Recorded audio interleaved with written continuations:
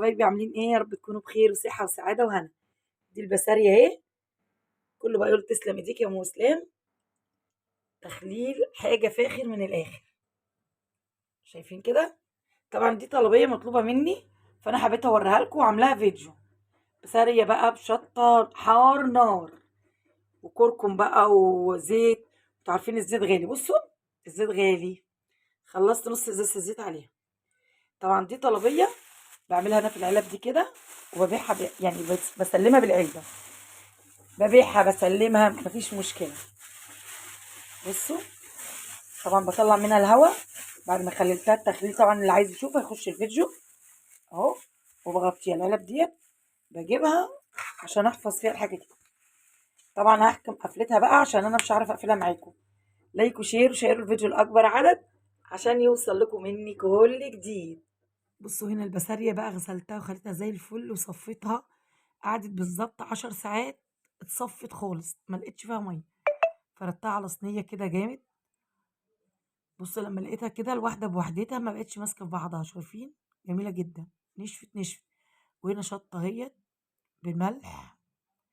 وهنا الكركم، هنا دي شطه بس. وهنا الكركم، كيس الملح اهوت. كله على قلب بعضه. وهدعك بقى كله في قلب بعضه. طبعا انتوا عارفين ان انا بصور بايد وبقلب بايد. معلش ما سامحوني يعني، عشان انا بصور بايد واحده.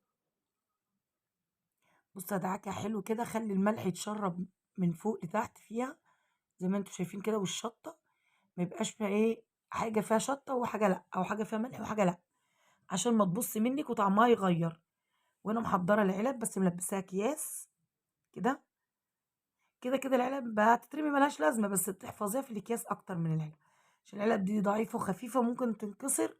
والميه بتاعت البسارية تنزل تبهدلك الدنيا. فالكيس بيحميها اكتر. اللهم صل وسلم وبارك على سيدنا محمد. شفتوا الشطه طلعت زياده، فطلعت ايه بسم الله ما شاء الله، حاميه حاميه يعني. واستوت بسرعه. عملتها بالليل كلنا منها تاني يوم زي العسل. وكمان هتفضل عندك طول السنه. خليها وشيليها عندك في العلب دي، احفظيها في الفريزر. تطلعيها تلاقي اكنك لسه عاملاها النهارده. جميله جدا في الفريزر. ما تحنيهاش في التلاجة عشان هي ملهاش روح. طبعا ظبطيها زي ما انت شايفه كده، والعلب تكون مقفوله كويس ومربوطه. طبعا انا بعد ما بقفل العلب برضو بلبسها اكياس تاني واغطيها. ما بخليش العلبه كده. بص هنا علبه علبه اعملها. طبعا ده شغل مطلوب مني، فاضطريت ان انا اعمله معاكم بقى فيديو عشان تشوفوه. عشان اللي لسه ما عملتش البسارية تعملها وتخلص كده بسرعه بسرعه قبل اوانها ما يخلص. البسارية خلي بالكم، على يعني يمكن اسبوع تاني مش هتلاقوها. بصوا ما شاء الله. وعاينه برضو نفس العلب ديت كده بس مش متحيقه. عيناه اللي انا هقليها، عشان طبعا انا لو عينتها في اكياس كل ما باجي اغسل الفريزر ولا حاجه هتتهري مني. لكن انا عاينه برضو اللي هقليها في علب زي كده وقافلاها وشايلاها. اطلعها اعمل لها دقه زي السمك واقليها تبقى زي الفل.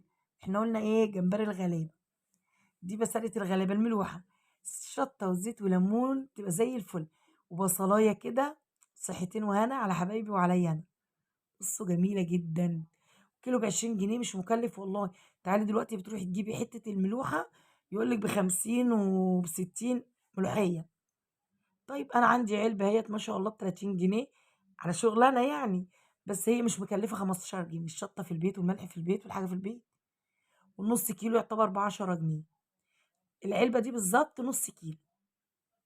بصوا زي الفل. وكله توفير.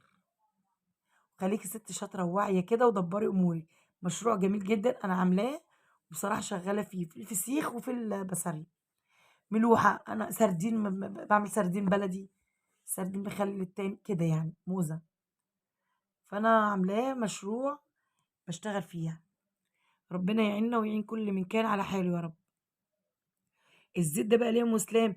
الزيت ده بيخليها خلي بالكوا بتلمع كده ومفرفرة مش ماسكة في بعضها. والملح بيحفظها، ما تكتريش ملح عشان ما تبقاش حادقة منك مش هتعرفي تعالجيها.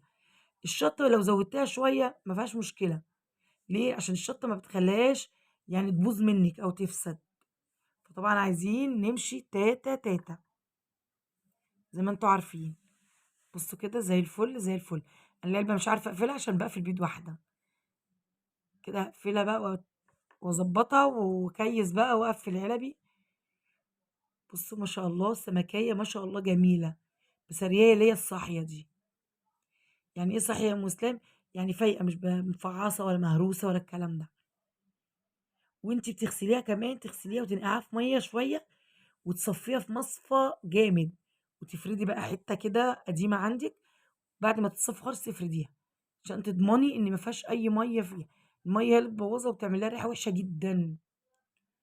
وإحنا حرام، إحنا في الوقت اللي إحنا فيه ده عايزين الحاجة يعني إيه، نحافظ عليها عشان تنفعنا في وقت الزنقة.